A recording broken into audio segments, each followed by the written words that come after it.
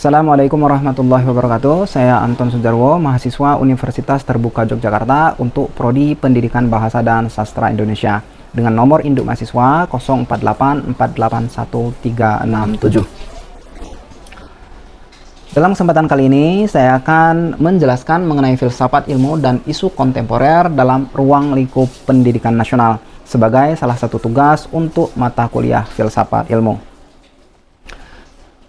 Ada 4 poin yang akan kita bahas pada kesempatan kali ini, yaitu bagaimana makna pilar dalam dunia pendidikan, kemudian prinsip dasar pendidikan nasional dalam ruang lingkup pemikiran Ki Hajar Dewantara, kemudian yang ketiga adalah relevansi pendidikan nasional dan prinsip yang ditawarkan Ki Hajar Dewantara dalam era digital. Kemudian yang terakhir adalah bagaimana analisis dari perspektif filsafat ilmu terhadap pemikiran dan prinsip pendidikan nasional yang dirumuskan oleh Ki Hajar Dewantara.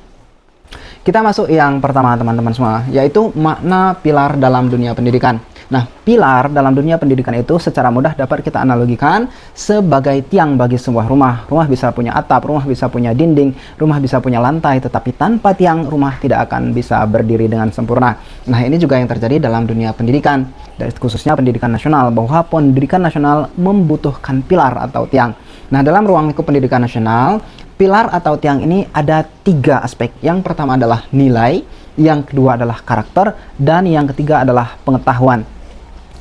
Ketiga aspek ini saling terkait dan saling terintegrasi. Jika salah satu aspek tidak bisa melengkapi dalam proses membangun tiang atau pilar dari dunia pendidikan, maka pendidikan tidak akan berjalan dengan seimbang. Misalnya, jika pendidikan hanya bertopang pada karakter dan pengetahuan, tetapi tidak ditopang juga oleh nilai-nilai, maka pendidikan akan timpang. Sebaliknya juga begitu, misalnya jika hanya ada nilai dan karakter saja dalam pendidikan, tetapi tidak ada pengetahuan, maka tidak pula akan ada kemajuan dan hasilnya juga akan timpang.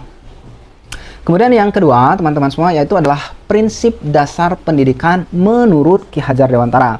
Dalam 3 prinsip yang paling populer, yaitu Ing Ngarso Sung Tulodo, Ing Madyo Mangun Karso, dan Tut Wuri Handayani. Kita masuk yang pertama, Ing Ngarso Sung Tulodo, yang secara sederhana dapat kita artikan sebagai yang di depan memberikan teladan. Jadi maksudnya kalau kita jawab entahkan di sini adalah kehadiran seorang guru di depan baik secara usia, baik secara posisi, baik secara apapun, itu haruslah mampu memberikan keteladanan. Jadi guru tidak cukup hanya menyampaikan ilmu pengetahuan, menyampaikan referensi dan lain sebagainya, tetapi ia haruslah menjadi referensi itu. Haruslah menjadi salah satu keteladanan di mana murid-muridnya dapat mencontoh integritas, dapat mencontoh kejujuran, dapat mencontoh kerja keras, dapat mencontoh kedisiplinan dan lain sebagainya. Artinya sekali lagi teman-teman semua, bahwa gurunya sendiri, figurnya sendiri haruslah mampu menjadi teladan di depan murid-muridnya.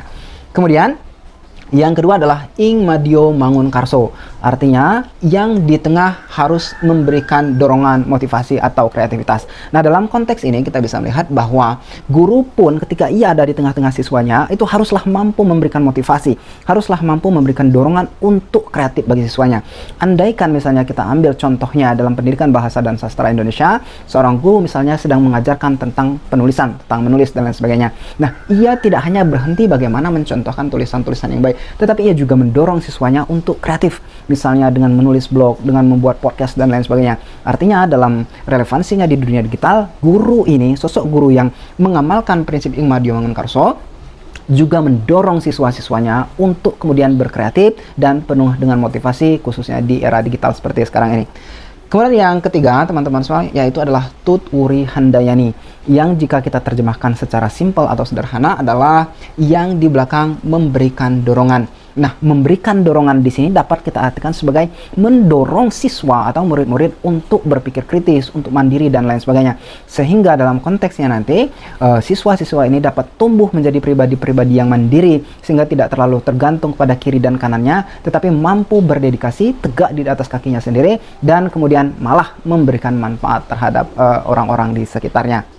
Kemudian poin yang ketiga teman-teman semua adalah relevansi prinsip Ki Hajar Dewantara ini di era digital secara khusus mengenai peluang dan tantangannya. Nah, kita lihat sekarang bahwa era digital ini membawa kita pada banyak peluang. Peluangnya banyak sekali, pembelajaran secara daring, inklusivitas dalam belajar yang memungkinkan orang dari berbagai pelosok untuk mengakses pendidikan sehingga pendidikan lebih eksklusif sekarang. Ataupun misalnya kehadiran AI, Artificial Intelligence, dan teknologi yang memudahkan pekerjaan, yang memudahkan proses belajar dan lain sebagainya. Tetapi di sisi lain, ini seperti pedang.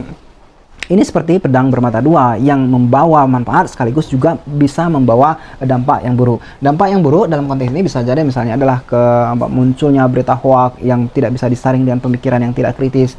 Kemudian adalah ketergantungan terhadap teknologi atau malah ketergantungan terhadap media sosial dan misalnya pornografi dan lain sebagainya. Itu adalah beberapa hal yang dapat kita ambil sebagai contoh peluang dan tantangan di era digital ketika dikaitkan dalam dunia pendidikan. Kemudian yang terakhir teman-teman semua adalah bagaimana sebenarnya menganalisis konteks ini dari perspektif filsafat ilmu yang kita bagi menjadi 3 poin tentu saja. Yang pertama adalah ontologi, apa sebenarnya hakikat dari pendidikan nasional itu. Nah, hakikat dari pendidikan nasional itu tentu saja tidak lain dan tidak bukan adalah untuk memuliakan manusia.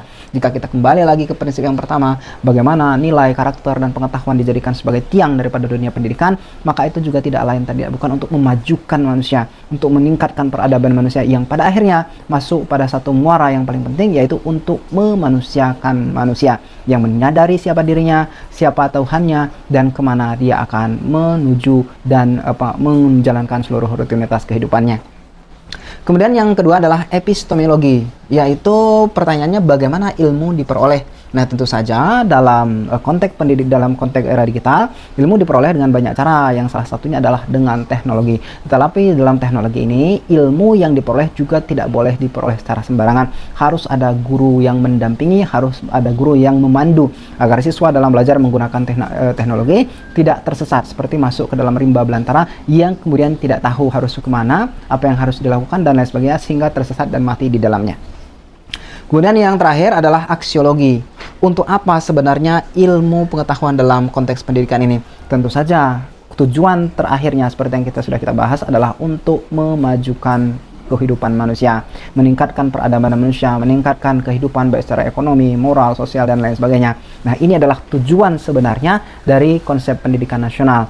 Nah, pendidikan yang berhasil tentu saja mampu meningkatkan berbagai lini kehidupan yang tidak timpang seperti yang kita sebutkan pada tiang-tiang pilar-pilar pendidikan nasional yang terdiri dari 3 aspek tadi itu. Baik teman-teman semua, itu saja yang bisa saya sampaikan terkait tugas ini. Terima kasih banyak atas segala perhatian. Mohon maaf atas segala kekurangan. Assalamualaikum warahmatullahi wabarakatuh.